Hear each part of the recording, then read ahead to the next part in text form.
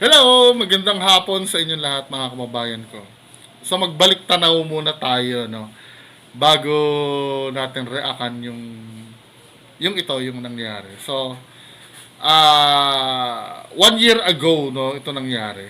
Kilala niyo si Jelly Au? Si Jelly Au. So ito yung ito yung video ni Jelly Au dati. Sabi ko na nireakan ko rin ito last year. At last year, alam ko na agad na na marupok itong babaeng to. So ito yung nangyari para alam natin yung history, no? Basag ang mukha at duguan ang DJ content creator na si Jelly Au. Yan ay matapos sumara siyang bugbugin ng kanyang fiancé na si Jam Grabe yung Ignacio sinapit niya, nang no? dahil lang sa simpleng tampuhan. Nasa frontline na balitang yan si Gary De Leon.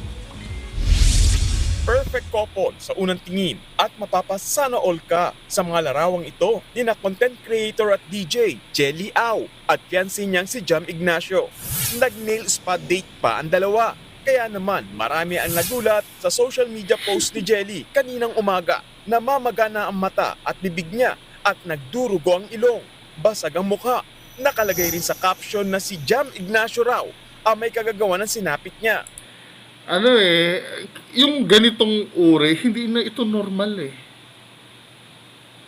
Bagamat mali pa rin, pero katanggap-tanggap pa ng kaunti kung nasampal mo once, no? Diba? Bagamat hindi pa rin tama yan.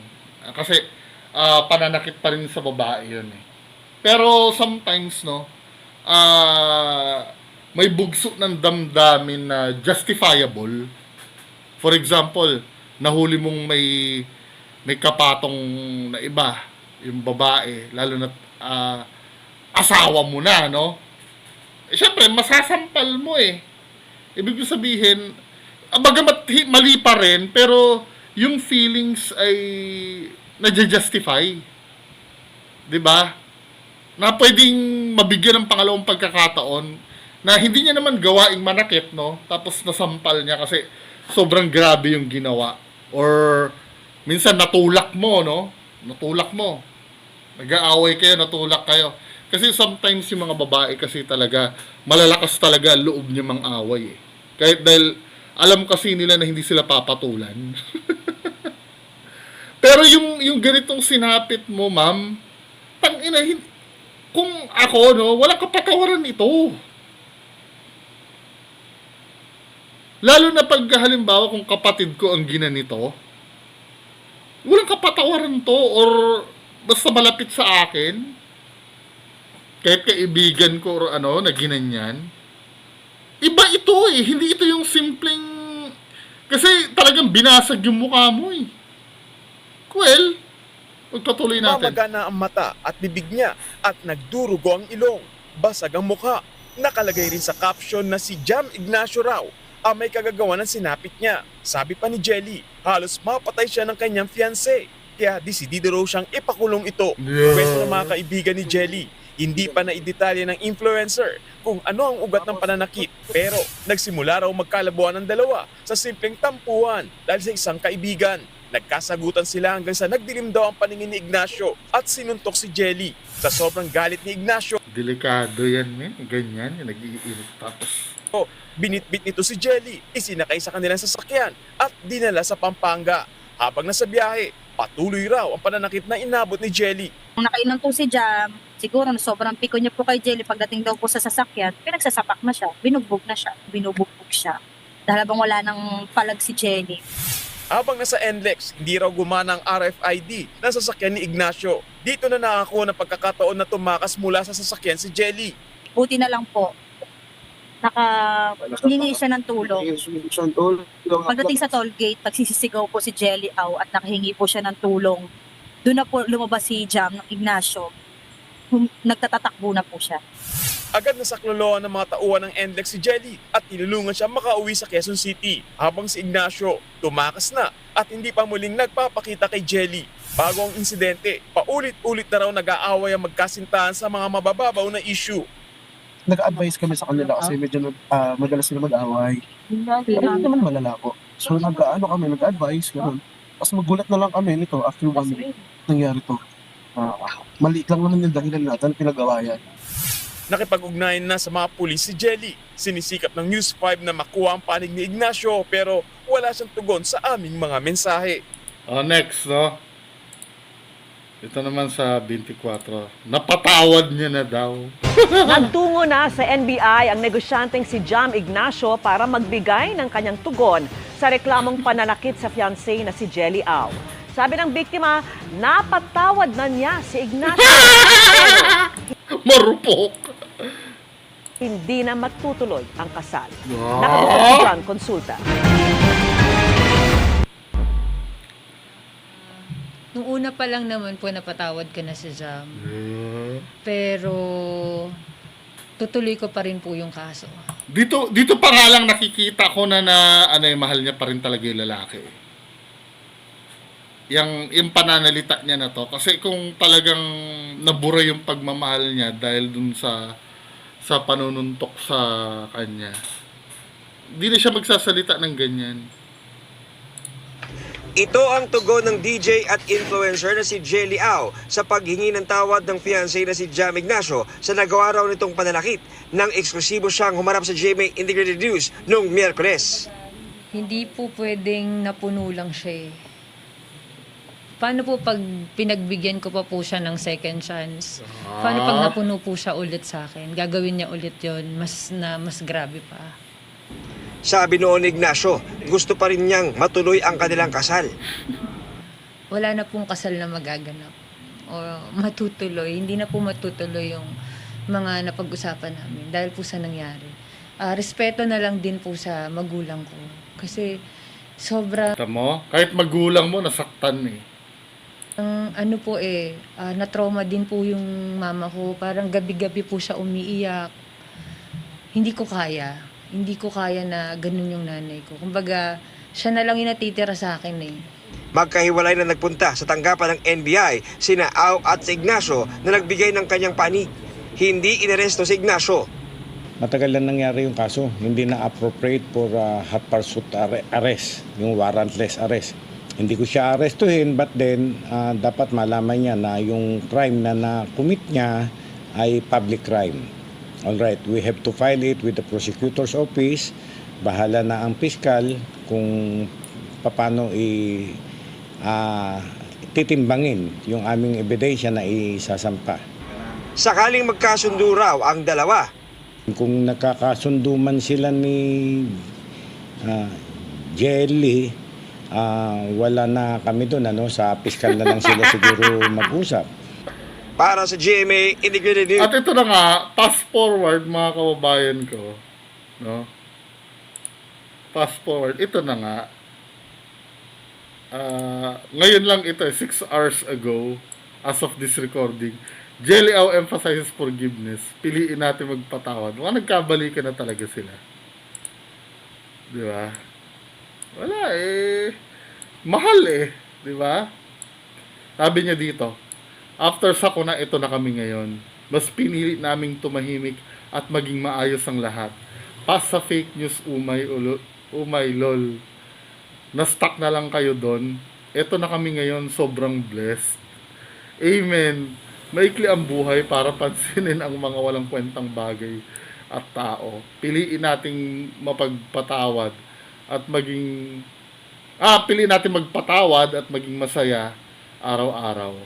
Pag pinansin mo mga walang kwentang sinasabi ng tao, hindi magiging masaya ang buhay mo. Pero ma'am kasi, nung binugbog ka, mga tao ang mga tao ang umano sa'yo dumamay sa'yo eh. Huwag mong kalilimutan yun. Kasi lahat nag-alala sa'yo. Dahil kawawa ka nung time na yun. At yung mga nakakapagsabi sa'yo na siguro na pagsabi pinigilan ka, no? Hindi mo makokontrol yung mga tao. Kahit ako din naman yung, let's say, kapatid mo ko,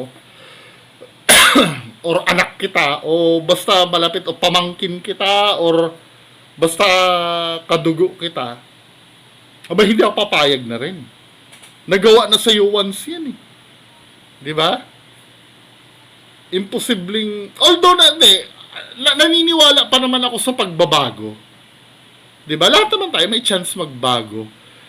Pero yung, kasi ibabalik mo pa sa dati, dapat hindi na. Kung ako ang tatanungin, anyway, katawan niya naman yun eh. Di ba? Mag-aabang na lang kami pag nasa drum ka. Joke lang. Pero, kung tingin mo, magiging maligaya ka naman at tingin mo naman ay mapipigilan na yung ganyan na, syempre, in love ka na uli eh. Kaya, pero ang dito, ang nakakalungkot dito, ma'am, nasaksihan mo na yung trailer eh. 'Di ba? At pasalamat ka nun, wala pa kayong anak nun. Nung time na yon. Ma'am, ang mahirap niyan, pag may anak na kayo, tapos mangyayari uli yon, saka kahihiwalay, magiging broken family kayo. Ilang asawa dyan ang nagiging martir dahil sa mga anak. Na kahit gustong-gusto nilang maghiwalay, ayaw nilang lumaki na broken family yung anak nila. Mahirap yun. 'Di ba? Pero at the end of the day kasi, kami hanggang daldal lang kami. Nasa iyo pa rin yan. 'Di ba? Kung ngayon ay inaaway mo yung mga sumimpatya sa iyo nung araw na binasag yung mukha mo, huwag ka rin magagalit pag pagtawanan ka pag naulit-uli yun. 'Di ba? Well, sabi mo naman dito, di ako makapaniwala na buo nating dalawa to Jam Ignacio. Di ko ma-explain. Pagod natin ito, pero sobrang worth it. Salamat palagi. Lord, di po kami magsasawang mag-share daw ng blessing sa tao. Pero mukhang, sabagay, hindi naman natin alam yung nangyayari sa, sa likod eh. Ito, sasabihin, wag mong pakialaman yan, buhay nila yan. Hindi eh. Nung binugbog yan, naka-public yan. At ngayon uli na nagpahayag sila na, I don't know, sinabi ba dito nagkabalikan, pero naging rumor na yan, nagkabalikan uli sila eh. Naka-public naman ito eh. 'Di ba? Marami kasing naawa kay ate nung una, tapos ngayon ganyan uli. 'Di ba? Sabi ko nga kanina, buhay naman nila yan. Pero wag nilang sisisihin yung mga tao pag may nangyari uli, pagtawanan na siya uli. O pagtawanan na siya. 'Di ba?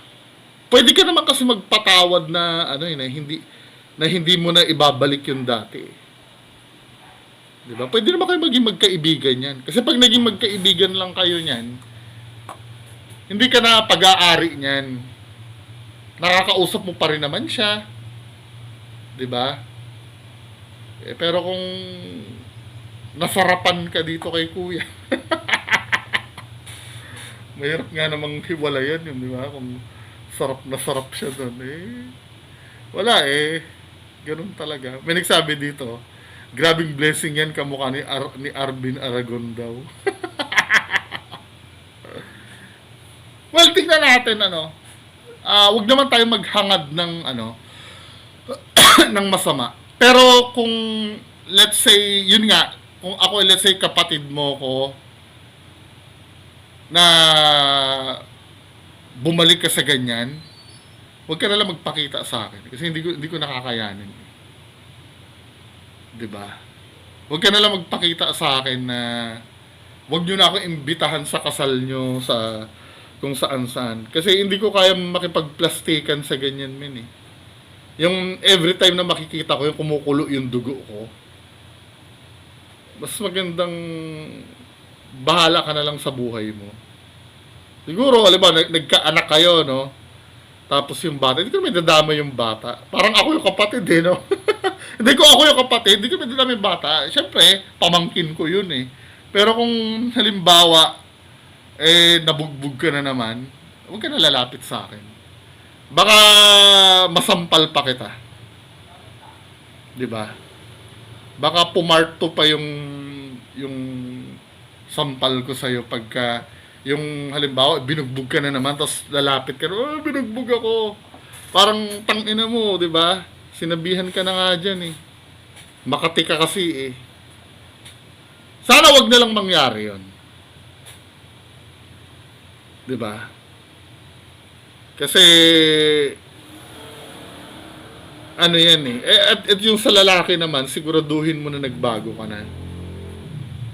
Pero feeling ko, ano yun, pwede naman, no?